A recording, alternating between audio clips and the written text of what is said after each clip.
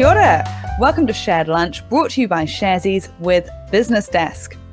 Sharesies is a wealth development platform whose purpose is to create financial empowerment for everyone.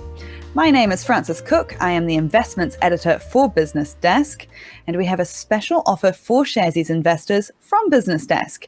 If you use the promo code SharedLunch100, that's all one word, SharedLunch100, you'll get $100 off an annual subscription to BusinessDesk, which is usually $249, including GST.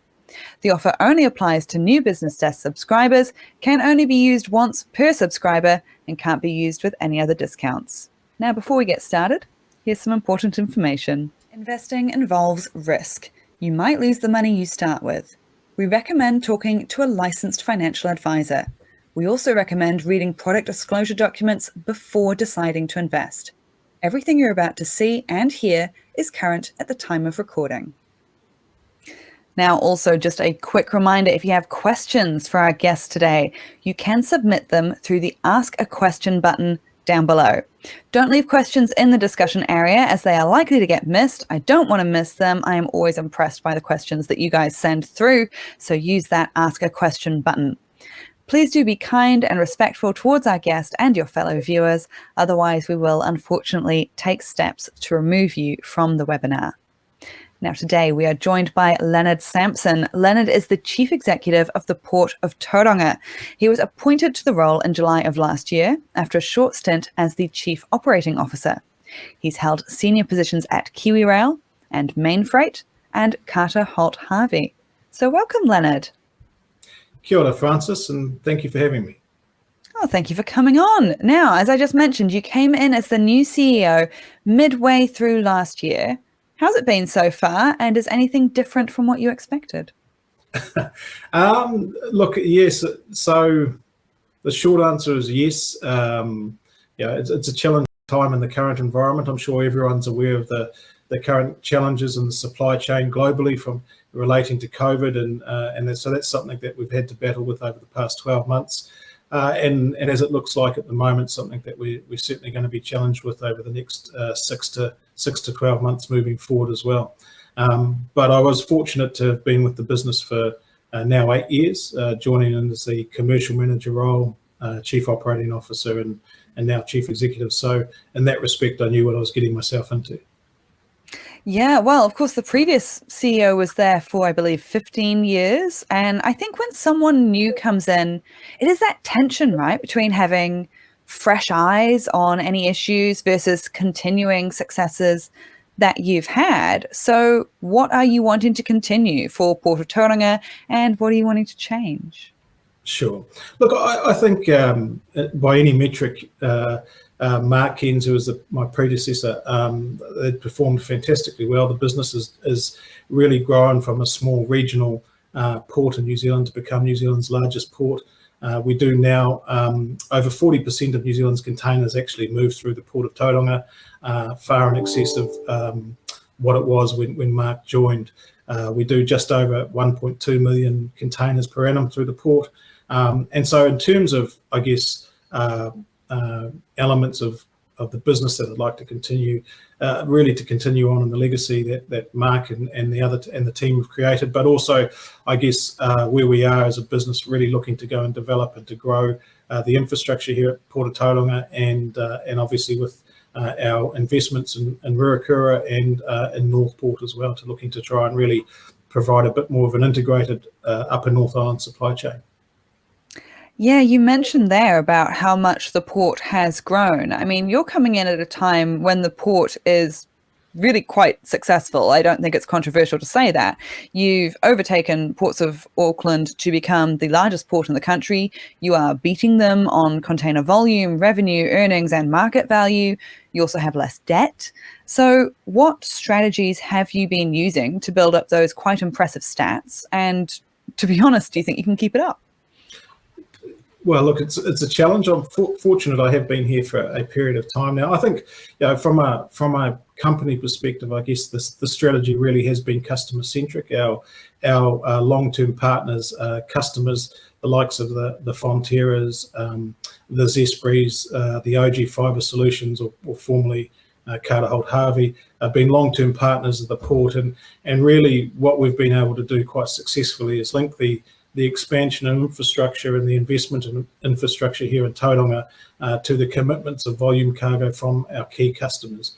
That has enabled the port to go and invest sensibly and attract the services, the shipping services to the port to service our customers. So I don't think in that respect there's a lot that we would change from that strategy. I guess where we are in terms of a business is we're at the stage where we're really looking to reinvest in the business now to grow capacity for the next stage of expansion in the port. Yeah. So you mentioned infrastructure and growing capacity. I mean, what are the key projects for you in those areas? Sure. Look, in terms of we're in the process at the moment going through a consenting process around extending the berth capacity here at Port of Tauranga.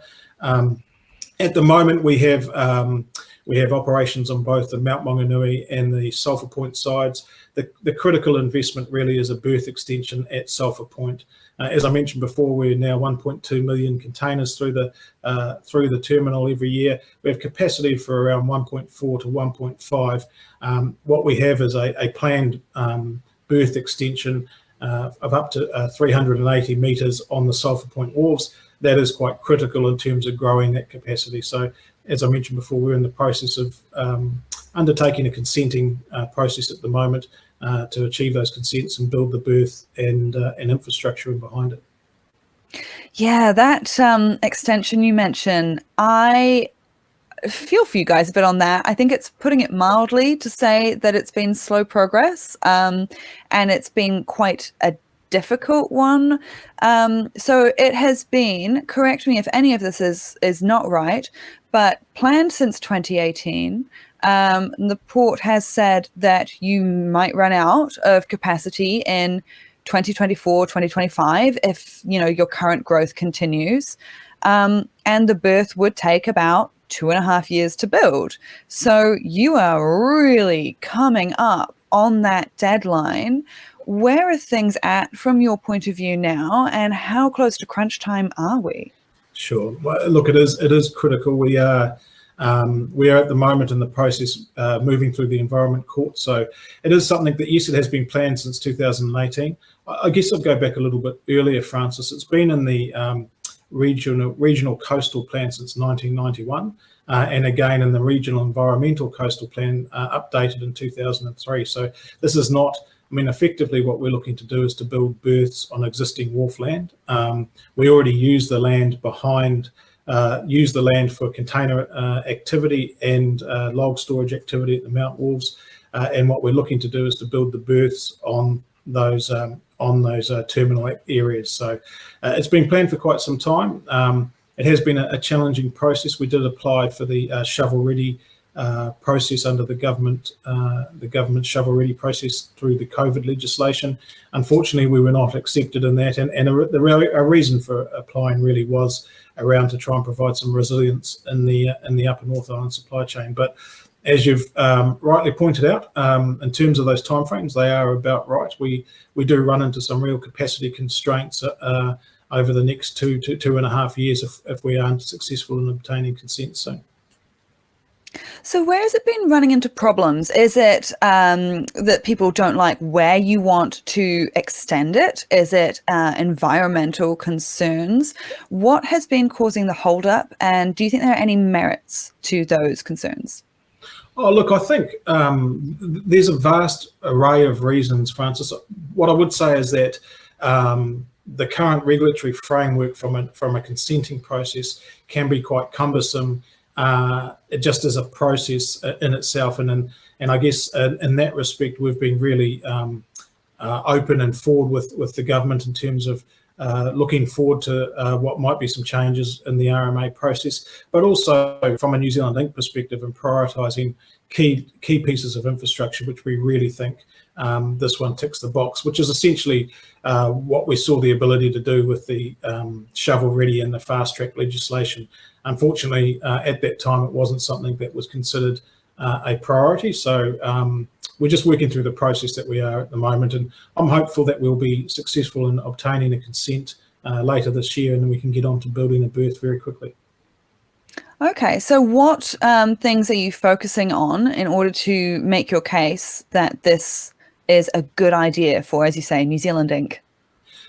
Look, I think, as I pointed out before, we're 40% of New Zealand's container trade. There's quite a large array of industries and regions that are dependent on the port to provide access to the markets, the international markets in which we trade. So I think in terms of, what we're really in terms of discussing with government and discussing with partners, that how do we have a process in which case we can actually, for the benefit of, from a New Zealand Inc. perspective and the New Zealand economy, how do we actually go and move some of these projects forward faster than we would otherwise, than the current process allows. That being said, I think we are making progress in that respect. But really, the pressure and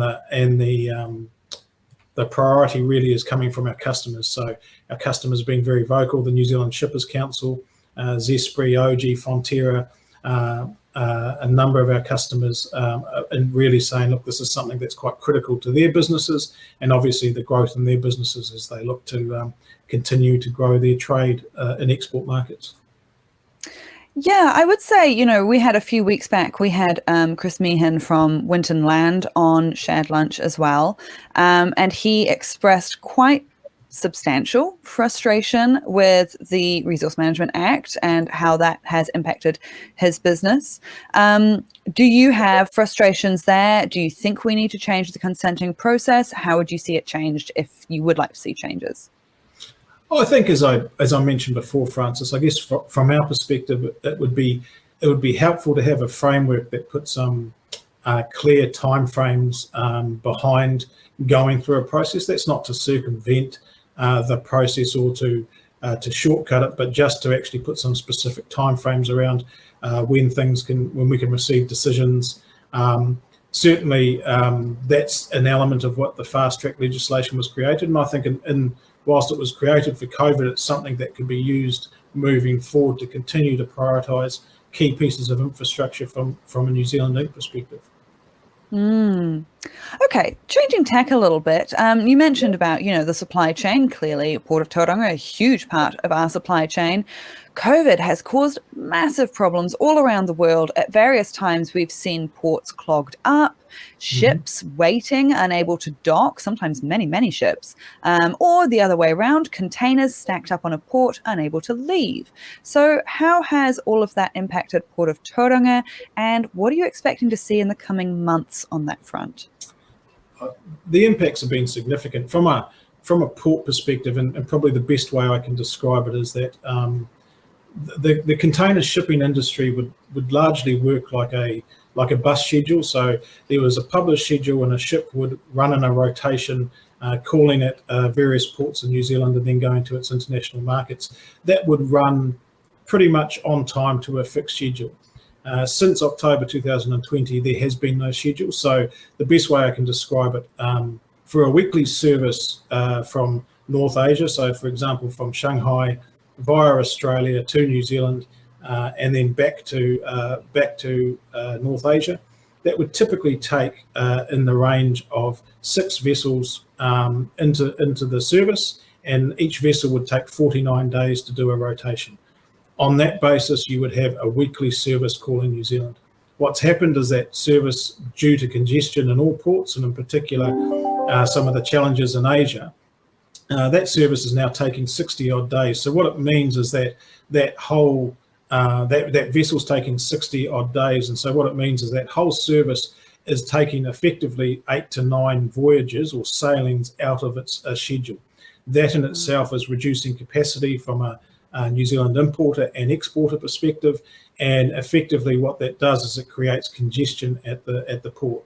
So from a Port of Tauranga perspective, since October 2020, we've roughly had 5,000 more containers in our terminal at any point in time than we had prior to October 2020. We've moved roughly the same volume, 1.2 million containers over the past 2 years, but we've moved it on 103 less ships. So there's been less ships calling the port, or less sailings calling the port, but each ship that does call the port takes more, and the cargo that's sitting in the port sits here for longer before it can get access to a ship. Ultimately, from an importer and an exporter perspective, there has been capacity lost in the market as a result of congestion. It's a little bit technical, but hopefully that does provide an explanation. Yeah, no, that's actually really interesting stuff. And I mean, how sustainable is that? Like you say, you're managing to keep the volume itself steady. You're doing that by really, making each ship carry as much as it can. When do you see things turning back to normal in the sort of, I know we're not really post-COVID, but we're sort of shifting to people talking about post-COVID. Is post-COVID a thing in your world? And how soon could things go to normal? Are you still expecting further disruption? What is all of that looking like?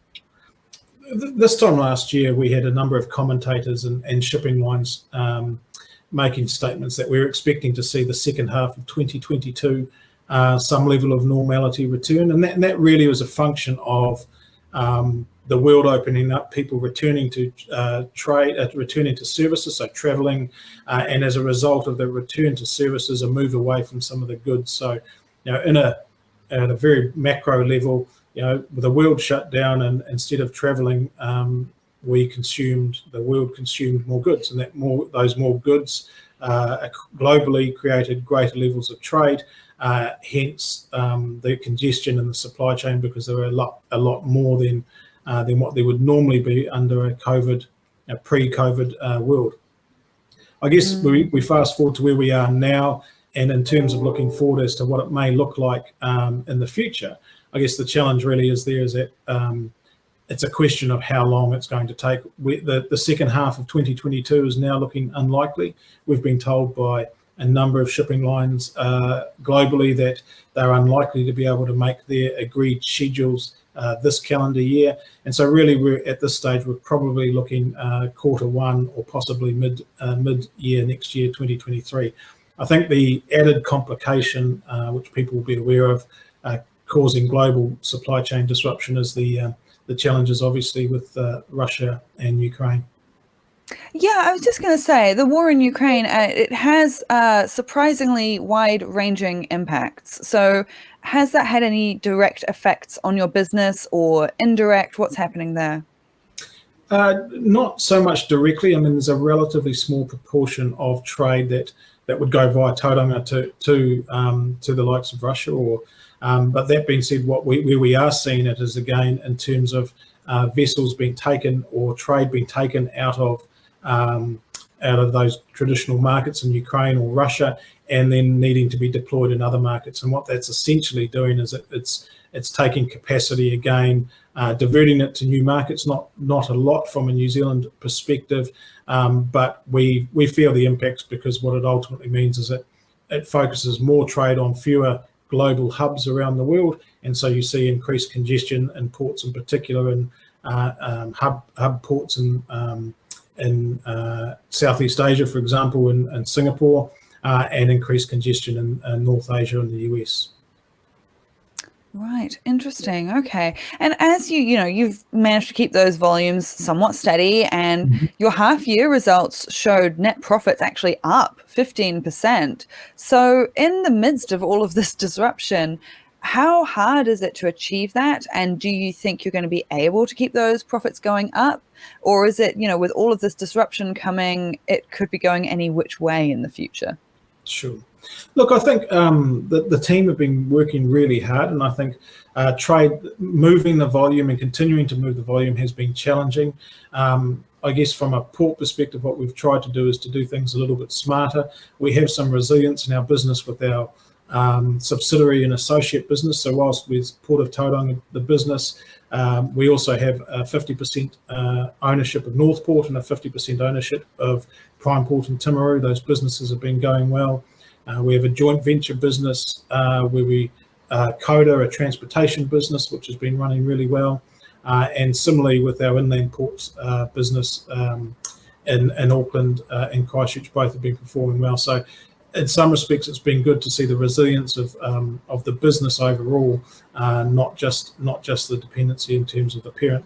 That being said, it is a challenging time, but we are hopeful that trade is still going through. We are still strong in terms of the trade through the port at the moment, and we're certainly hoping to continue the strong trend. Yeah, and sticking with some of what we saw in those half-year results, I mean, I'm sure that many of the people tuning into this will have noticed fuel prices going up for everyone. It's a bit painful at the pump at the moment. And in your half-year results, it did show that sort of general increase in operating expenses, thanks to increases in rail, labour, fuel, electricity costs. So how will all of that impact your business? Is that going to continue being a bit of a pain point, do you think? Sure. Yeah, it's like all businesses where we are really impacted by the inflationary costs, whether it be through fuel, but in particular labour as well. But yes, absolutely, it's a pain point. I guess it's from a port perspective in particular, as we embark on quite a significant infrastructure investment. It's not something that the port can carry. We have been obviously working with our customers, shipping lines, to obviously where we can pass on the costs that are appropriate, and in particular as we look to continue to reinvest in the business. But no question, the challenges around fuel prices in particular have been challenging. We are fortunate that our relative fuel usage is not as large, but not a major component of the port, and we have mechanisms in a lot of cases to be able to pass some of those costs on. But appreciating that does just obviously ultimately flow through to the importers and the exporters, and ultimately consumers, as those costs, inflationary costs worldwide, continue to flow through. Yeah, it's tricky that, right? Because there's only so many costs that can be borne out by customers. So how long do you think you can keep passing along those costs? Will it hit a point where it will start to hit demand? Yeah, I think we'll. I think that's probably the interesting question from an economy full stop. Is that, at what point in time do we see some contraction? And I'm not sure. In some respects, we may be already seeing that. And so, from an export perspective and Port of Tauranga perspective, we have a very strong export trade through the port. We are export dominant, and at the moment, those commodity prices have still been reasonably strong in terms of getting the demand globally, at least for our products from New Zealand.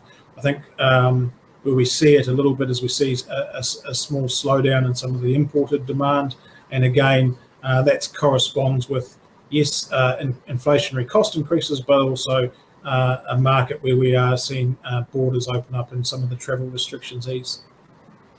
Yeah, and I guess sort of a different side as well to all of those supply issues with the international shipping is I have noticed increasing chat about the need to bring in a coastal shipping network for New Zealand, which would be a way to transport freight around New Zealand as a bit of an alternative to trucks or trains, get them on a ship instead and go around the coast. So talk to me a bit about, do you think that could be something that you would also want to see happen? What would that look like? Do you think it's a realistic possibility in New Zealand? Absolutely. I think, as a country and as a global economy, we look to try to transition to a low emissions supply chain. I think we need to recognise that one of the single biggest ways to do that as an importer or an exporter and ultimately a consumer is through the use of bigger ships. In simple terms, the bigger the vessel, the lower the carbon footprint per container of goods. And so, if you're exporting your product to market and you're wanting to go and reduce your emissions, then the single biggest opportunity to do that is by using a big ship. And when we talk big ships, we're talking ships in excess of 8,000 containers per ship. At the moment, Port of Tauranga is the only port in the country that can cater for vessels that size. And I guess that's the other key point, is that as more of these vessels continue to cascade out of other trades globally into New Zealand, there'll be fewer and fewer ports with the infrastructure to be able to cater for those. That doesn't mean that shipping services from those ports, other smaller regional ports, won't continue. It's just the nature of those shipping services needs to change, and perhaps in that respect, that's exactly where a coastal feeder has a big part to play. So certainly when we look at aspirations around the likes of Timaru, for example, we think Timaru's got a big future in terms of being a coastal feeder port connecting into some of the larger hub ports in New Zealand. Interesting that you mentioned there about, the carbon footprint, and it is just becoming a bigger and bigger issue. We've seen the government make some big announcements on that recently. And of course, this afternoon, when we see the release of budget documents, there might be even more on that. I mean, stay tuned, everyone, to the news cycle. But is that something that you are looking at for your business as a way to position yourself for the future, as saying, we are a low carbon alternative, here's how you could work in with us? Is that part of your strategy, an active part of your strategy? Absolutely. As a business, we're already New Zealand's largest user of rail. Over 40% of the trade through the Port of Tauranga in terms of bulk and containers is already moved on rail.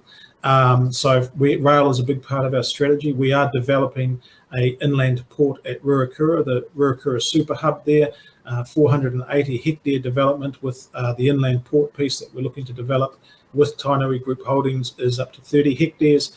We see that as a big part of connecting customers in the Waikato, Bay of Plenty, Auckland regions to the access of bigger ships. And ultimately, what we want to do with the developments here in Tauranga is provide the infrastructure for bigger vessels calling at Tauranga, and therefore the access to a lower carbon supply chain.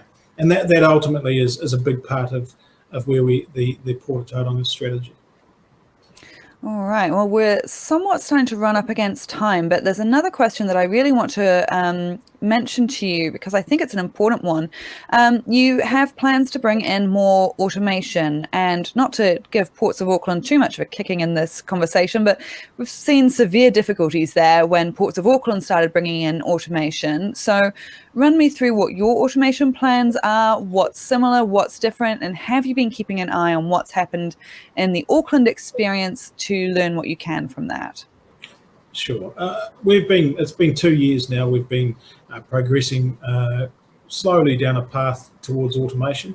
The type of automation we are going to deploy here in Tauranga is very different to the automation that's deployed in Auckland, and something that's not new or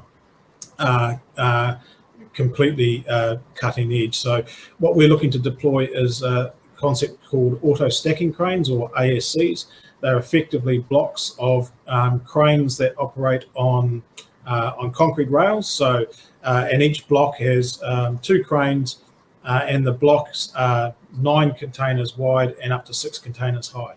So what it does is it really does give a much higher level of capacity per footprint, because you're effectively using the space above the containers. And just to provide some perspective, at the moment we run a straddle operation, and you have a maximum of stacking a container 3 high, and also you obviously have the space associated to run straddles down all of the rows. So the automation we're looking to deploy has been around for 20 years. It's used globally around the world and has quite a well-trodden path in terms of its use. And so we're not looking to do anything completely out of the box or new here. And what we're looking to deploy is something that's been used quite successfully around the world for a long time.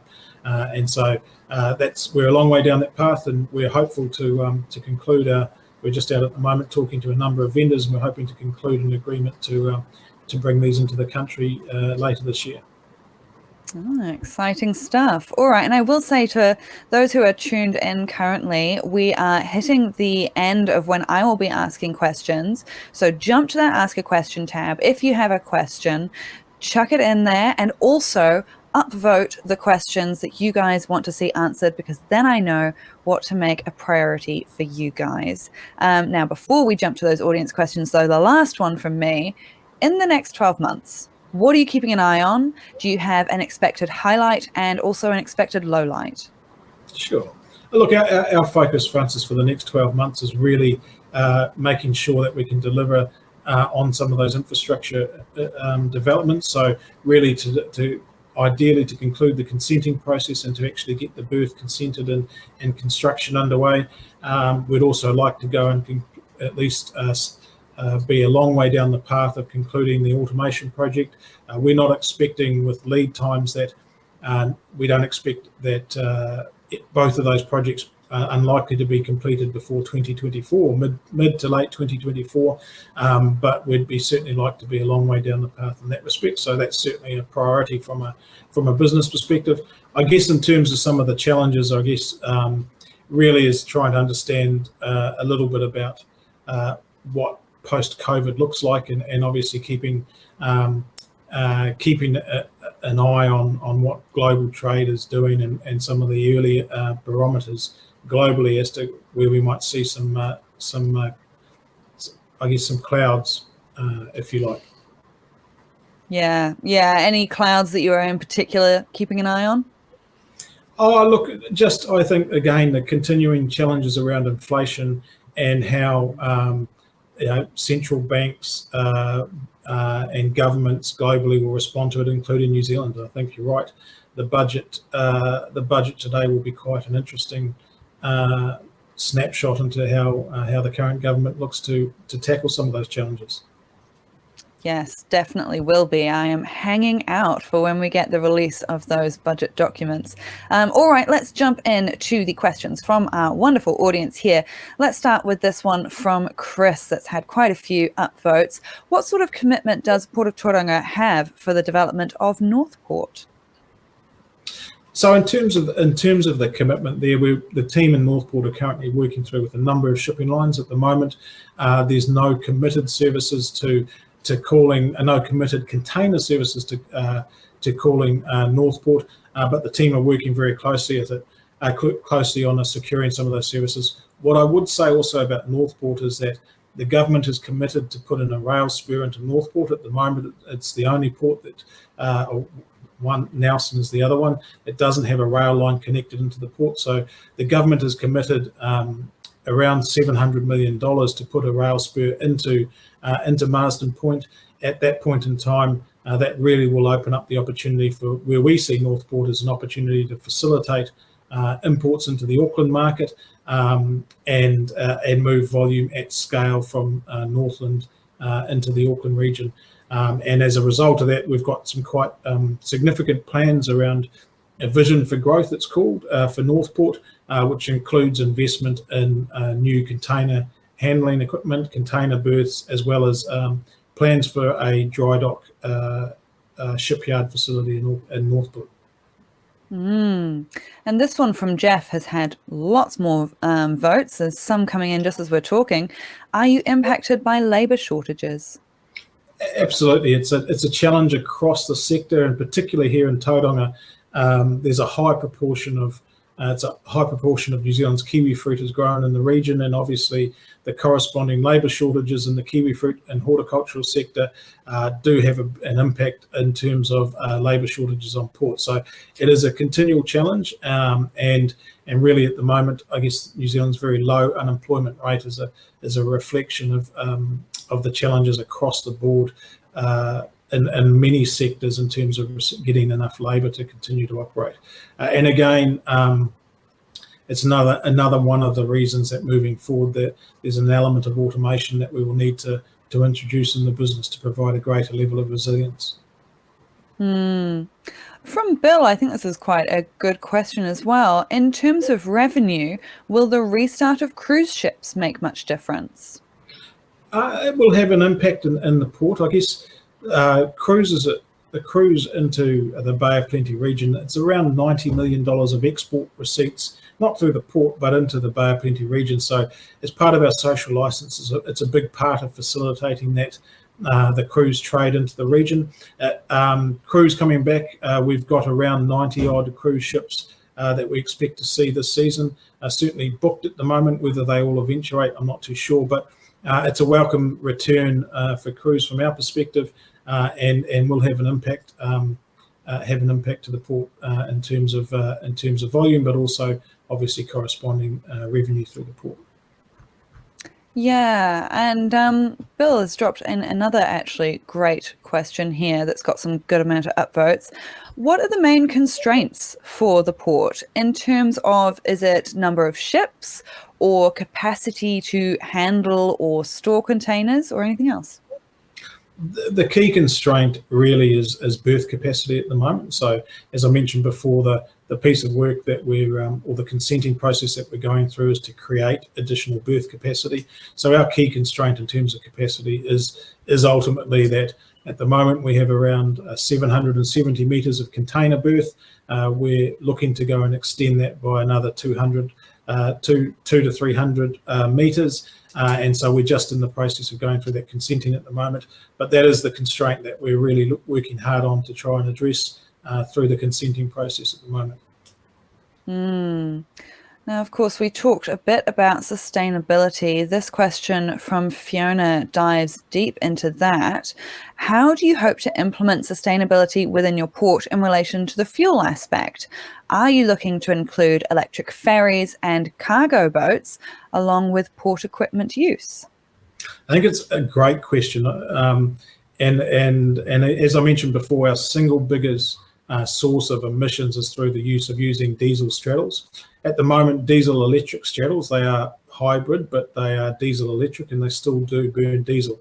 The value in terms of the automation and the single biggest opportunity for the port to reduce its carbon footprint, its own footprint, is through the introduction of the automation and the auto stacking cranes. The auto stacking cranes are fully electric and they run, and so there's roughly a 75% saving in emissions by moving through to the auto stacking crane. So that is something that we're very much focused on in terms of improving our level of sustainability.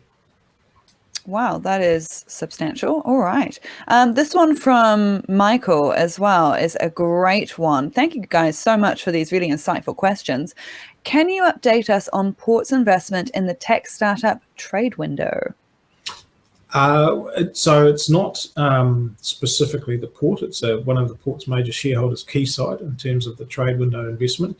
But it's effectively a platform, a digital platform for importers and exporters to access to use, provide customs information, digital data to enable shipping through the port company, but also through the various government departments, customs, MPI, and with the shipping, dealing with the shipping lines systems as well. So it's not specifically the port. It's Quayside, which is a shareholder in the investment arm of the regional council and a shareholder in the port.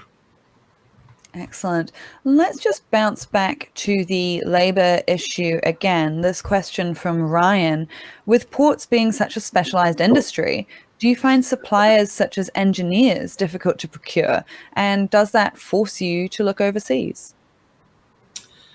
Absolutely, it is a challenge.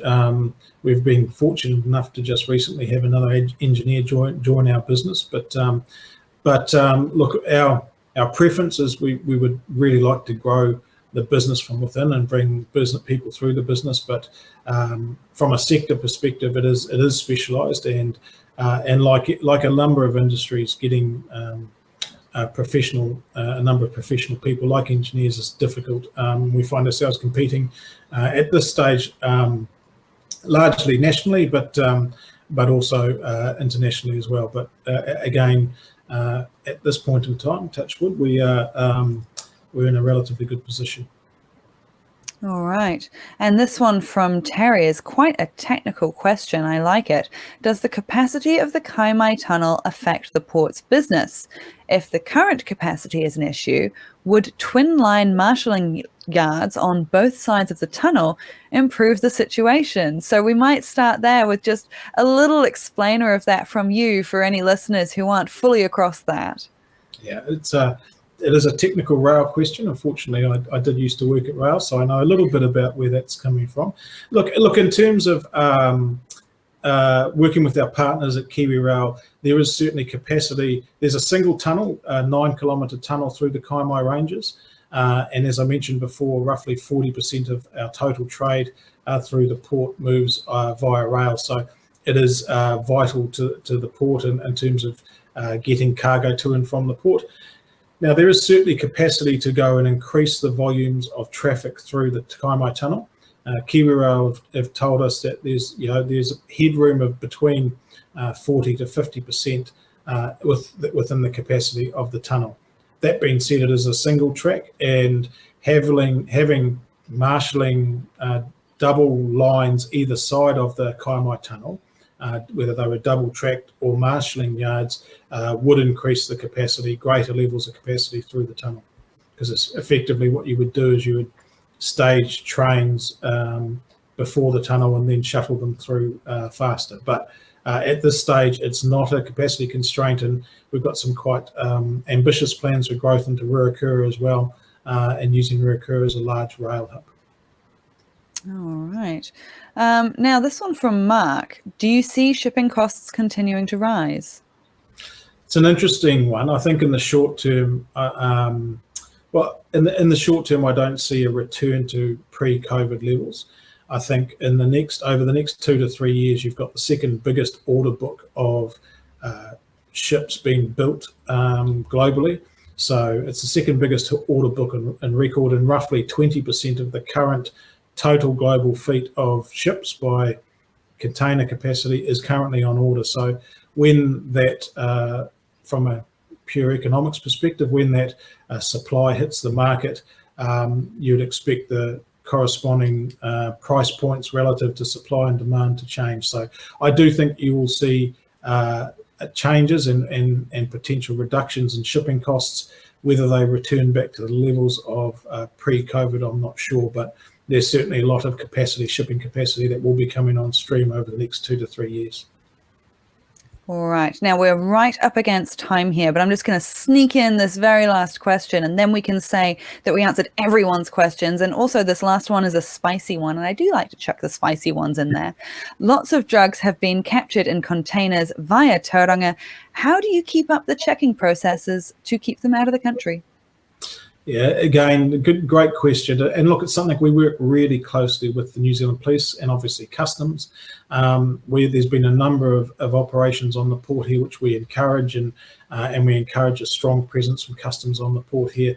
So in terms of, I guess, in terms of making sure that there's that continued vigilance, it's just really working hand in hand from a port perspective.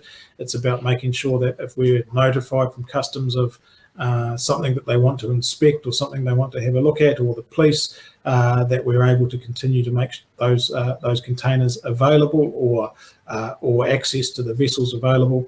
And then similarly, if there's on port, having a greater presence of Customs officers and police officers on port is something that we've been working closely with the team here. All right. And that is where we will have to leave it. We are right on the deadline here. So thank you for tuning in, everyone. And a huge thanks to Leonard for joining us. We really appreciate your time and your insights. Next week, Dan Brunskill, my colleague, the markets reporter at BusinessDesk, sits down with ANZ Chief Economist Sharon Zollner to chat about the economy. She always has great insights. And this time it'll be things like rising inflation, higher interest rates, supply chain issues, war in Ukraine, and of course, the New Zealand budget, which I have been referencing endlessly today. So tune in. You'll get an email soon with a link to register for that, and keep an eye on the Sharesies social media as well. Enjoy the rest of your week. Stay safe, everyone. Thank you.